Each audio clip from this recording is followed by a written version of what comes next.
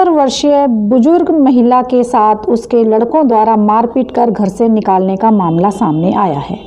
यह मामला हरियाणा के फरीदाबाद सेक्टर 16 का है। यहाँ की शकुंतला देवी ने दिव्या टाइम्स इंडिया को बताया कि फरीदाबाद में मेरे पति द्वारा मकान बनाया गया है, लेकिन कुछ टाइम बाद उनके पति की मृत्यु हो जाने के बाद उनके लड़कों ने उनको घर से मारपीट कर निकाल दिया है और मकान पर कब्जा कर लिया है। वह 20 वर्षों से मध्य प्रदेश के आनंदपुर के एक आश्रम में सेवा कर अपना जीवन व्यतीत कर रही हैं। जब भी कभी उसने घर जाने की कोशिश की तो लड़के उसको मार पीट कर फिर घर से निकाल देते थे और मकान उनके नाम करने की मांग करते थे। उस मकान की कीमत करोड़ों रुपए की है। महिला शकुंतला देवी के 3 बेटे हैं।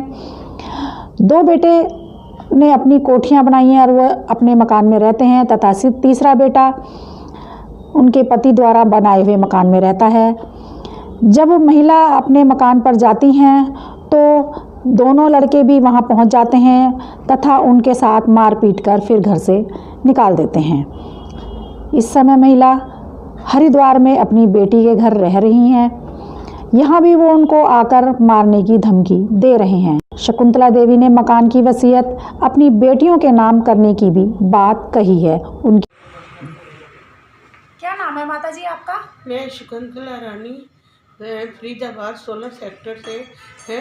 अपने होशवास से मैं जो भी बोल रही हूँ सच बोल रही हूँ। मेरे बेटों ने मेरे साथ बहुत जुल्म किए हैं, मारा कूटा है।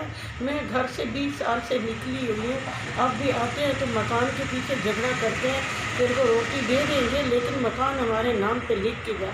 जब भी साल बाद आती हूँ तो रो के चली जाती हूँ। तो अब भी मेरे साथ जुल्म कर रहे हैं, मैं बर्दाश्त नहीं कर सकती और बेटियों की धमकी दे रहे हैं, अगर तूने कोई भी कार्रवाई की तेरी दोनों बेटियों को मैं बर्बाद कर दूंगा। हमारे पास इतने गवाह हैं को आपको झूठा साबित कर देंगे। तो मैं डर के मारे अपनी बेटी के पास हरिद्वार में आई, रोई पीटी। मैंने कहा मैं चरणों में पड़ी रही, आप मेरे बेटे हो, जवाई भी बेटा होता है, आप मेरी हेल्प करो। उन्होंने मुझे वकील बताया, हेल्प करी। मैं वकील के पास गई, सच सच बता दिया। अब आप ही बताओ क्या करना चाहिए। मैं तो यही चाहती हूँ। वकील ने पूछा तो मैंने कहा मैं जीते जी, मेरे बच्चों के पास बहुत ही ज़्यादा धन है, मकान है, सब कुछ है, बहुत राजे महाराजे की तरह रह रहे हैं और मेरे को मकान के लिए सताया जा रहा है, बोला जा रहा है, इसलिए मुझे जलील करते हैं। मैं इस वजह से मैं आपसे विनती कर रही हूँ, मेरे जीते जी मुझे अपने मकान में, मेरा मकान मेरा ही है, मेरे मरने के बाद मैं अपनी 2 बेटियों को दे जाऊँगी। मेरे बच्चे बहुत कमा रहे हैं, खा रहे हैं, नाम कमा रहे हैं, हर समय मेरे को झूठा साबित कर देते हैं। बस यही प्रॉब्लम है। तो क्या आपने मकान की वसीयत कर दी है?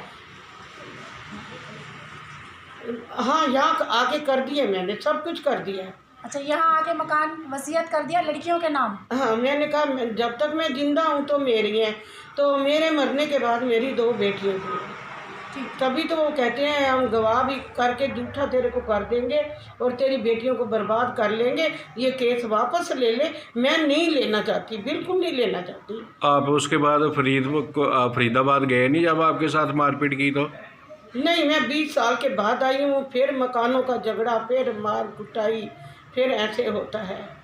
अब मैं कहीं भी जाके अपना मकान ले लूँ, इनसे दूर हो जाऊँ, 4 दिन जिंदगी के। तो फिर आप फरीदाबाद में नहीं रहते, आप कहाँ रहते हैं फिर मैं 20 साल से रोटी पीटती, पहले तो दर दर घूमती थी, लोग बेइज्जती करते थे, इतने अच्छे बेटे हैं तेरे। तो फिर मैं उसके बाद आनंदपुर चली गई, 20 साल से वहाँ रह रही हूँ। वो भी ये सोचते हैं, उनको मैं कहती हूँ मेरे बच्चे बहुत अच्छे हैं, मैं इनकी इज्जत बनाने के लिए झूठ भी बोल लेती हूँ।